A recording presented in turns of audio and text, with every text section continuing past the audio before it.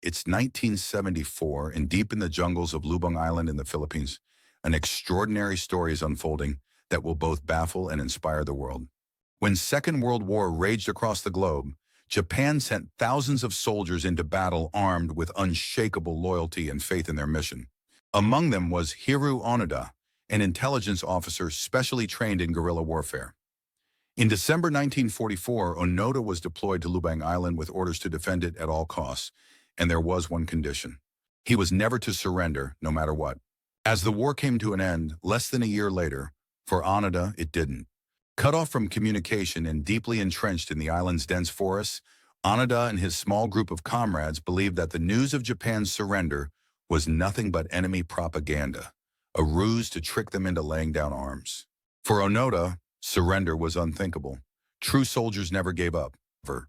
So as the world moved on to rebuild itself after the horrors of battle, Onoda stayed behind, to fight, to endure, to obey the orders given to him decades before.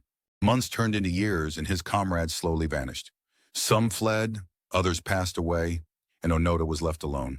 Still, he refused to pack up his rifle or discard his uniform. Villagers on Lubang Island desperately tried to convince him that the war was over. They left leaflets, begged him to come down from the mountains, and even made broadcasts assuring him that he could return home in peace. But to Onoda, they were enemy ploys. His lone resistance carried on, in a jungle that withheld no mercy. For 30 years, Onoda survived off the land, crafting makeshift shelters and scavenging for food. He avoided detection with the cunning of a soldier who had lived 1,000 battles in his mind. Any sign of civilization was a threat, proof to him that his enemies were ever present. To Onoda, a life in isolation mattered as little as the passage of time. His loyalty was his anchor. He had a duty and he would fulfill it, or die trying. But 1974 brought something Onoda couldn't ignore. A Japanese traveler named Norio Suzuki, fascinated by legends of the last holdout soldier, set out to find Onoda himself. Deep in the jungle, Suzuki tracked him down, and in that moment, everything changed. Suzuki pleaded with Onoda to come home. He brought news of Japan's defeat, its rebuilding, and the decades that had passed. Still, Onoda refused. His commander had ordered him never to surrender, and only his commander could relieve him of his duty. Incredibly, Suzuki returned to Japan and tracked down Onoda's retired superior, Major Yoshimi Taniguchi. Together, they ventured back to Lubang Island. Taniguchi, standing face to face with the man who had refused to give up, formally relieved Onoda of his military duties.